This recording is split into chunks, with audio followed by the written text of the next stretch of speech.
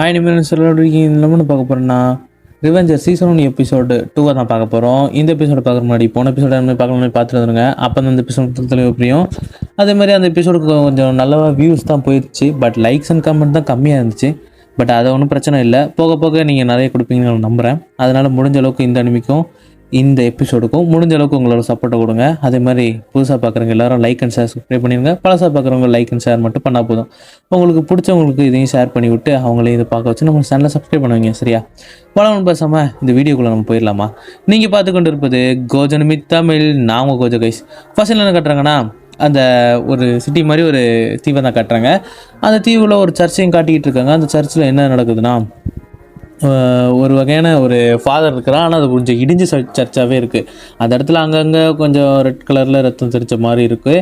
அதுக்கப்புறம் அங்கேருந்து நம்ம யூவி வந்து அவர் கேட்பார். அவர் என்ன சொல்லுவார்னா, நீங்கள் இந்த ரிவெஞ்சரோட கில்ல இருக்கிறனால நீங்கள் நிறைய விஷயங்கள் பண்ணணும்னு சொல்லும்போது யூவியும் கலெக்ட் பண்ணிட்டு வந்த அந்த வெள்ளை முடிக்காரனும் கலெக்ட் பண்ணி வந்த ஒரு பீஸ் ஆஃப் அந்த கோல்டன் பீஸை கொடுப்பான்.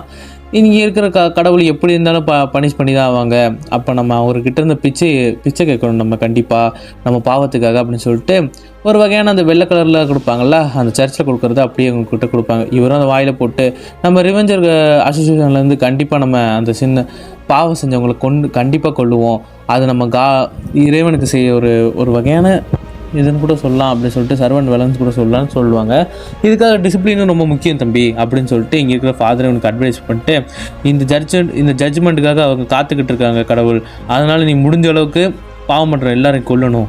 அதுக்கப்புறம் சொல்லுவான், எனக்கு இது நல்லாவே ஞாபகம் இருக்குது அப்படின்னு சொல்லிட்டு நெக்ஸ்ட் சீன்லேயே பார்த்தா ஒரு 3 பை மாதிரி எடுத்துகிட்டு வந்துருப்பான். பையில் ஒரு இது வந்து என்ன சொல்லுவாங்கன்னா மாங்குன்னு சொல்லுவாங்க.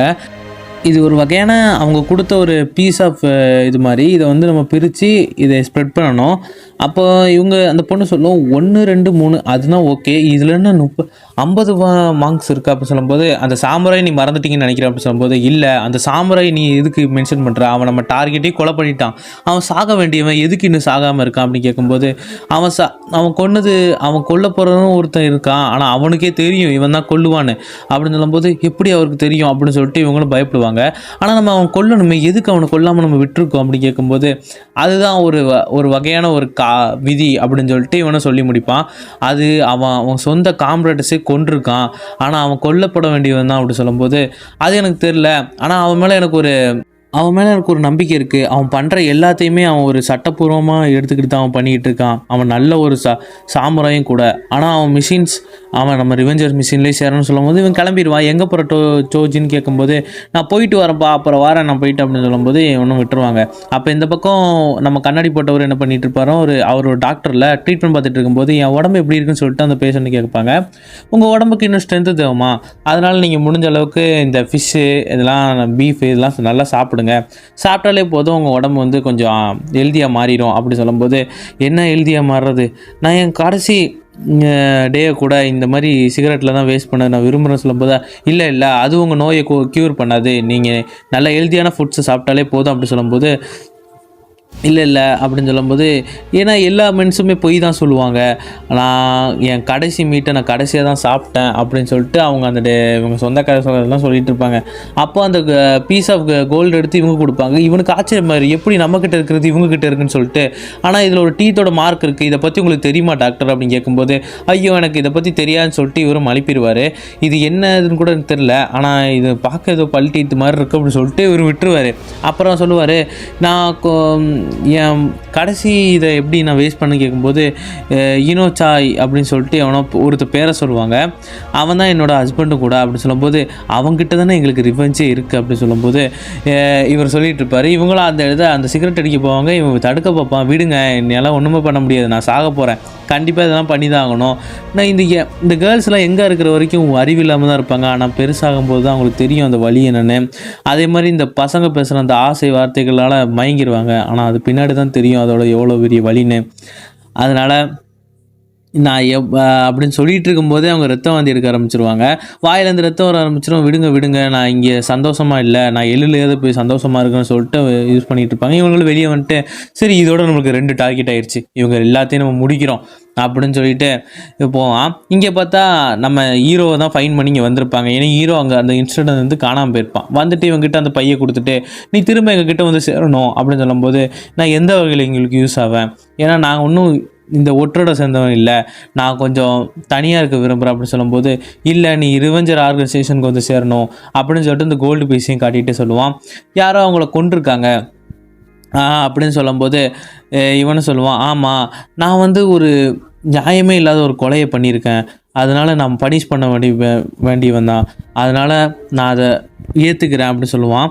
அதெல்லாம் இல்லை, நீ மன்னிக்கப்பட வேண்டியவன் தான், நீ தெரியாமல் தான் அதை பண்ணியிருக்க அப்படின்னு சொல்லும்போது தான் இவன் சொல்லுவான், இல்லை நான் சொந்த காம்ரேட்ஸை கொலை பண்ணியிருக்கேன், என் கையாலேயே எல்லாமே நான் பண்ணியிருக்கேன், அதனால் நான் தண்டிக்கப்பட வேண்டியவன் தான், நான் இதுக்கான சூட்டான ஒரு நல்ல சாமுராயே கிடையாது அப்படின்னு சொல்லிட்டு இவன் அங்கே பற்றி ஃபீலிங்ஸை ஷேர் பண்ணிகிட்டு இருப்பான். அப்போ சொல்லுவான், இதை நீ சும்மாலாம் பண்ண வேண்டாம், மணியும் தரோம், அதை வச்சு பண்ணிக்கோ, காசும் தரேன்னு சொன்னபோது, இல்லை நான் அதை பண்ண முடியாது, நீ என்ன என்னை கொலை பண்ண, என் காசு கொடுத்து நீ கொலை பண்ண வைக்க பார்க்குறியா அப்படின்னு கேட்கும்போது, இல்லை இது ஒரு வகையான ரிவெஞ்சு கூட சொல்லலாம், எங்கள் ஆர்கனைசேஷனில் இதை சேர்ந்தால் நீ இதெல்லாம் பண்ணிக்கலாம், இது உனக்கான ஒரு எப்படி சொல்கிறது ஒரு அங்கீகாரம் கூட சொல்லலாம் அப்படின்னு சொல்லும்போது, சரின்னு இவனும் தலையாட்டுற மாதிரி தான் காட்டுவாங்க. பட் இவனு சொல்லுவான், இது ஒரு பிஸ்னஸ் மாதிரி தான் அப்படின்னு சொல்லிட்டு நம்ம வெள்ள முடிக்காருன்னு சொல்லிட்டு, வா வெளியே போய் கொஞ்சம் ஃப்ரெஷ்ஷான காற்றை வாங்கிப்போம் அப்படின்னு சொல்லிட்டு வெளியே போய் நிற்பாங்க.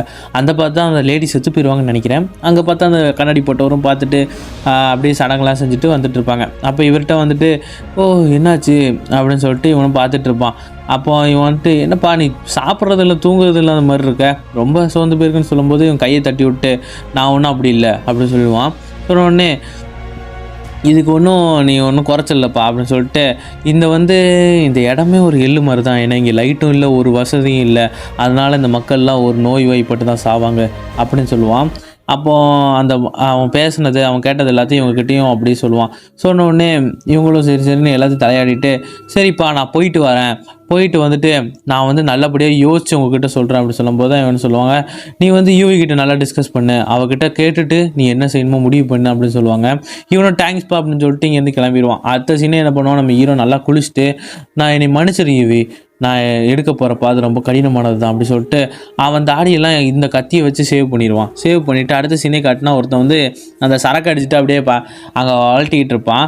அப்புறம் இவனை இங்கே வளட்டிகிட்டு இருக்கும்போது வருவான். இன்னொருத்த சொல்லுவான், நான் உன் கூட பிஸ்னஸ் வச்சுருக்கவேன் அப்படின்னு சொல்லிட்டு இருப்பான். இவனும் பிஸ்னஸ் வச்சுருப்பேன் எதை வச்சுருப்பேன், இப்போ வெளியே போ, நான் சரக்கு அடிக்கணும்னு சொல்லும்போது பின்னாடி ஒருத்தன் பெருசாக நிற்பான்.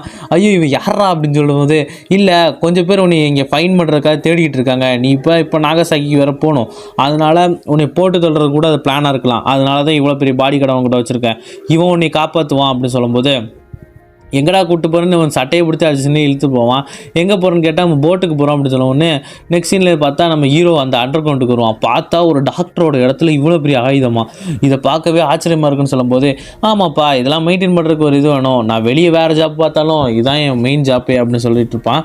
ஒரு பூட்ஸையும் எடுத்து வச்சுட்டு, இது ஒன்றை மாதிரி ஆளுகளுக்கு தான் டிசைன் பண்ணப்பட்டது, இதை பார்த்து கேர்ஃபுல்லைஸ் பண்ணணும்னு சொல்லும்போது, இங்கே பார்த்தா இவன் போட்டு ஓட்டிகிட்டு இருப்பான். டேமிட் ஏன் என்ன போட்டு விட்டு போட்டிருக்க, நீ தானே என் பாடி கார்டுன்னு சொல்லும்போது, ஆமாம் நான் உன் பாடி கார்டு தான், ஆனால் எந்த விதத்துலையும் எனக்கு டிஸ்ட்ராக்ஷன் ஆகக்கூடாது, நான் இப்படி ஒன்று பண்ண வச்சுருக்கேன் அப்படின்னு சொல்லுவான். இவனும் சரி அப்படின்னு சொல்லும்போது, எவனா புல்லட்லாம் வச்சு சுட்டா என்ன பண்ணு அப்படின்னு கேட்கும்போது, என் ஆர்மரை தடுத்துரும் அப்படின்னு சொல்லும்போது, அப்போ என்னைய எப்படா காப்பாற்றுவேன் அப்படின்னு சொல்லிட்டு இவனும் திட்டிகிட்டே வருவான் இவனை பிடிச்சி. அப்போ அடுத்த சீனை இவங்க எல்லோரும் கிளம்பிடுவாங்க. நெக்ஸ்ட் சீனு பார்த்தா நம்ம கண்ணாடி போட்டுரும், அந்த கூரை மேலே ஏறி நின்றுட்டு இவங்களை பார்ப்பாங்க. இவன் வரது அங்கேருந்தே தெரிஞ்சிடும். டப்புன்னு ஒரு புக் எடுத்து வச்சுட்டு, இப்போ இதை வச்சு நம்ம யூஸ் பண்ண வேண்டியதான்னு சொல்லிட்டு ஒரு விஷயத்தை எடுப்பார். அது அந்த மிஷினை எடுத்துகிட்டு ரிலீஸ் பண்ணுவார். அது ரிலீஸ் பண்ண உடனே ஒரு ஆரோ மாதிரி மாறிடும். அந்த ஆரோ விடுறதுக்கான கம்பு மாதிரி மாறிடும். இவர் என்ன பண்ணுவார், கண்ணாடியை கழட்டிட்டு, அப்பா இப்போ தான் நான் முழுமையான பவரை நான் உணர்றேன் அப்படின்னு சொல்லிட்டு அப்படியே பார்த்துக்கிட்டே இருப்பார். பார்த்துக்கிட்டே இருக்கும்போது டக்குன்னு ஒரு வில்லு எடுத்து அப்படியே இழுப்பார். இழுத்தோடனே ஒரு முகமே ரெட் ஆயிரும். ஃபுல் ஃபோர்ஸில் அதை விடுவார். விட்டவுடனே என்னப்பா பண்ண போகிறோன்னு பார்த்தா ஒரே ஷாட்டு அந்த இடமே சதுரிடும். அப்படியே அவன் பறந்து போய் கீழே லேண்ட் ஆவான். கீழே லேண்ட் ஆகிட்டு என்னென்னு பார்த்தா காப்பாற்ற அந்த பாடி கார்டு ஒட்டம்புலே சுருவி அந்த போட்டோட எஜ்ஜு வரைக்கும் சுருவி அப்படியே நிற்கும். இவன் பார்த்துட்டு ஷாக்லேயே வாய் திறந்தால் தண்ணி வாய்க்குள்ளே போயிடும். டக்குன்னு வெளியே வந்துட்டு தப்பிச்சு போயிடலான்னு சொல்லிட்டு இவனை வெளியே வந்துடுவான். வெளியே வந்துட்டு நம்ம ஹீரோ அந்த சைடில் நிற்கிறத பார்த்துட்டு, அப்பா செம்ம ஷாட்டு அப்படின்னு சொல்லிட்டு இவன் பேசிகிட்டு இருக்கும்போது நம்ம ஹீரோ அந்த சைடு நின்றுட்டு இருப்பானு. இவன் வெளியே வந்துட்டு நம்ம சீக்கிரமாகவே இந்த இடத்த விட்டு கிளம்பி யோசிச்சுட்டு இருக்கும்போது, ஹீரோவும் நான் உன்னை ரிவெஞ்ச் எடுக்கிறதுக்காக வந்திருக்கேன் அப்படின்னு சொல்லும்போது, ஓ ரிவெஞ்சா அப்படின்னு சொல்லிட்டு இவன் காலை தட்டுவான். அந்த பூட்ஸ்லேருந்து ஒரு மாதிரி பூட்ஸ்லேருந்து கோஸ்ட் ரைடருக்கு வர மாதிரியே வரும். வந்த உடனே அவன் ஒரு கற்றுவான், அந்த தண்ணியாக கலங்கும். அப்படியே வந்து ஒரு ஸ்லாஷு போட்டதில் அவன் அந்த ஸ்பீட்லேயே மேலே பறப்பான். அப்படியே அவன் உடம்பு மட்டும் பாதி உடம்பு ஸ்லைஸாக எடுத்திருப்பான். பார்த்த உடனே இப்படிப்பட்ட டைகருக்கு தான் அந்த ஷூவை கொடுத்துருக்குன்னு பெருமைப்படுறப்பா அப்படின்னு சொன்ன உடனே இந்த பக்கம் இவன் அந்த இடத்துல இருந்துட்டு ஒரு பொண்ணை பிடிச்சி திட்டிகிட்டு இருப்பான். நீ சரியே வரமாட்டேன் எனக்கு அப்படின்னு சொல்லிட்டு அந்த பொண்ணை திட்டிக்கிட்டே வெளியே வந்துடுவான். வெளியே வந்தோடனே இங்கே பார்த்தா அந்த குட்டி பொண்ணு இருப்பாள்ல, அவள் வந்து இங்கே வந்துடுவா. நீங்கள் பார்க்க ரொம்ப சோகமாக தெரியுறீங்கன்னு நினைக்கிறேன்னு சொன்னோடனே இவன் பார்த்து ஜொல்லோட ஆரம்பிச்சிருவான். நீ நல்லாவே பெர்ஃபெக்டாக இருக்கு அப்படின்னு சொல்லிட்டு அப்போ இவனை சொல்லுவான், வாங்க விளாட்லாம் அப்படி சொல்லிட்டு இன்றைக்கி நைட்டு மட்டும் அப்படி சொல்லும்போது வா என்னை வந்து பிடிச்சிட்டு விளாட்லாம் அப்படின்னு சொல்லிட்டு இவனும் அப்படியே டாஜ் பண்ணி போவான். இவனும் ஆசையிலே பின்னாடி வருவான். டப்புன்னு பார்த்தா வெள்ளை முடிக்காரன் மூஞ்சிலே பேப்பரை ஒட்டிட்டு அவன் பாட்டுக்கு இதோட முடிய போகுது, நீ தானே இட்டு போய் எவனில் போய் சந்தோஷப்படு அப்படின்னு சொல்லிட்டு அந்த சின்ன பொண்ணு அப்படி பார்த்துட்டு இருக்கோம். இவன் கதறுவான் விடுங்கன்னு டக்குன்னு திறந்துட்டு, மேரி இந்த பாவத்தை எல்லாத்தையும் இவங்ககிட்ட இருந்து மன்னிச்சிருங்க, இவனை பாவம் இல்லாத ஒரு மனுஷனாக மாற்றுங்க அப்படின்னு சொல்லிட்டு அப்படியே ஒரு கடைசியாக சொல்லி முடிப்பான். அதோட அவன் அப்படியே செத்து போயிடுவான். அதோட இந்த இடத்துல இந்த எபிசோட எண்ட் பண்ணிடுவாங்க. மீண்டும் நாளைக்கு ஒரு நல்ல எபிசோட் வந்திருக்கிறேன். அது வரைக்கும் முடிஞ்ச அளவுக்கு இந்த அனிமிக்கு ஃபுல் சப்போர்ட்டை கொடுங்க. என்னால் முடிஞ்ச அளவுக்கு நான் இதில் தெரிஞ்சதை வச்சு எப்படியோ புரிஞ்ச அளவுக்கு நான் எக்ஸ்பிளைன் பண்ணியிருக்கேன். அந்த எக்ஸ்பிளைன் முடிச்சிருந்தா முடிஞ்ச அளவுக்கு கமெண்ட்டில் வந்து சூப்பர் ப்ரோ அப்படி சொல்லிட்டு ஒரு மோட்டிவேட்டான கமெண்ட்டை போட்டால் நான் அடுத்த எபிசோட் சீக்கிரமாகவே போடுறதுக்கு ட்ரை பண்ணுறேன். சரியா? இன்னும் சொல்லணுன்னா முடிஞ்ச அளவுக்கு சப்ஸ்கிரைப் பண்ணுங்கப்பா. ஏன்னா 1K அடிக்கிறதுக்கு பக்கத்தில் தான் இருக்குது. நான் இதை சொல்கிறேன் பண்ணுறீங்க. ஆனால் நான் வீடியோ போகிறதுக்குலாம் லேட் ஆகுது. இதில் ஏன் தப்பு இருக்குது, இனிமேல் கரெக்டாக போட்டுறேன். சரியா? பலம் பேசாமல் வீடியோ முடிச்சுக்கிறேன். உங்களிடம் வந்து விடைபெறுவது உங்கள் கோஜனமி தமிழ்.